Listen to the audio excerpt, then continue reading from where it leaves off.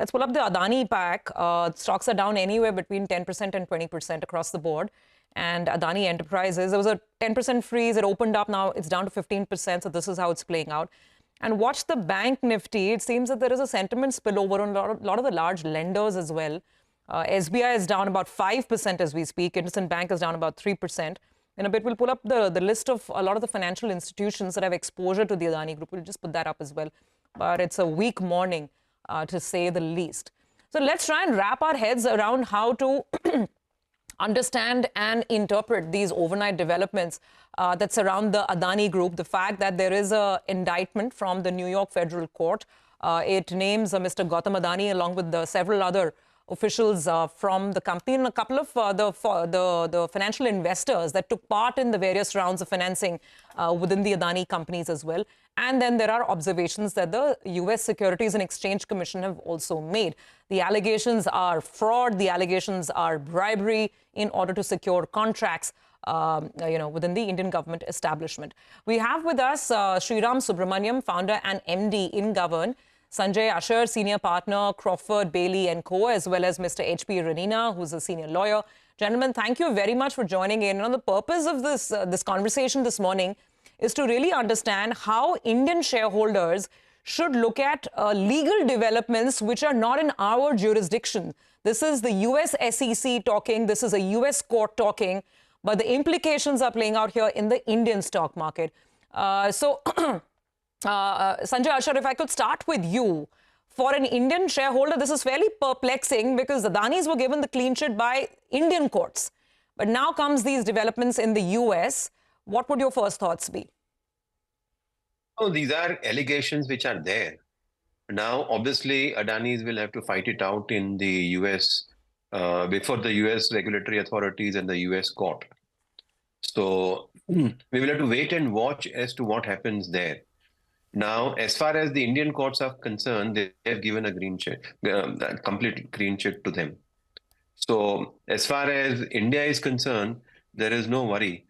And as I understand, there is a process of settlement as well under the US law in case there are allegations on the FCPA or under the bribery laws in the US. So I don't think this is anything which is worrisome. It's like a fizz. And yes, allegations are there. There have been some observations here and there in relation to bribery allegations. But to my mind, there's nothing earth-shattering in this. It's always possible to settle this, and the dust will settle down. Okay, let's get in other experts to weigh in as well. Mr. Shriram Subramanian, do you think this is just going to be fizz? And ultimately, it'll go the settlement way in US courts and with the SEC? It could happen, but I would like to correct here that the Indian courts had looked at it from a violation of the minimum public shareholding, the Hindenburg allegations, etc. There were no bribery charges per se. This is the first time there is a criminal indictment from a bribery charges. The Indian courts had not looked at the Adani Group from that perspective deeply. So the allegations were more to do with the minimum public shareholding, violation of securities law. But this is a much more serious allegation from a perspective of bribing public officials, bribing to get contracts, etc. And the fact is that these securities have been missold in the US. That is much more telling. So the merchant bankers who sold all those will be indicted. So yes, it is a known fact that many business groups in India need to bribe political parties and bureaucrats across states, across central governments, etc., to win contracts. But for the first time, a large Indian business group has been indicted on bribery charges made in India. Let's bring in Mr. Ranina as well. Mr. Ranina, the same opening question to you. As of now, there is nothing new legally on ground here in India, but the allegations raised are fairly serious, and the indictment actually sort of names Mr. Adani and several other officials as well, several institutional investors as well that were part of the fundraising rounds. Do you think there could be wider implications for the group here in India? Yeah, good morning, Surbhi. I think there would be wider implications because this is a very serious charge of bribery, and it's an indictment which is done by the U.S. District Court. Apart from that, the SEC has also come up with certain allegations. So certainly there will be attempt to come to a settlement, and heavy fines will be definitely imposed. That's what I'm sure about, if the charges can ultimately stand. So it will definitely have an impact on the Indian market and Indian shareholders, because certainly the money will have to come from Indian companies. Even if we have to settle and pay a hefty fine, which will run into millions of dollars, it will definitely impact the Indian businesses and ultimately the Indian shareholders. Of course, the courts in India are not concerned with it because this is a crime. They say this is a crime committed in the USA. But what I'm worried about is the implications, both in terms of very heavy pecuniary fines being levied on Indian companies, as well as, of course, on the Indian promoters, reputation-wise and otherwise. So there will certainly be a substantial impact on Indian Adani company shares. Yeah, absolutely. That's a great point you raise, that maybe there is no legal implication, but there will be, in all likelihood, a financial implication and, reputational issues that would be at stake here. Take that point, sir, on board. Let me go back to Mr. Sanjay Ashar. Sanjay, you said that this could be settled, and let's take on board what Mr. Ranina is saying. It's an unfair question, actually. I shouldn't be asking you about US law. But typically, when the indictment includes charges as serious as, alleged fraud, bribery, are settlements easy in the US? As far as the FCPA charges are concerned, to my mind, yes. There is a process whereby one can settle the matter.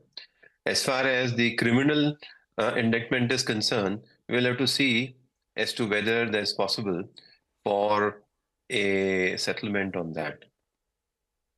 Okay, but could this at all lead to any kind of further moves, activism here in India? I mean, I'm just asking a question out of the box here.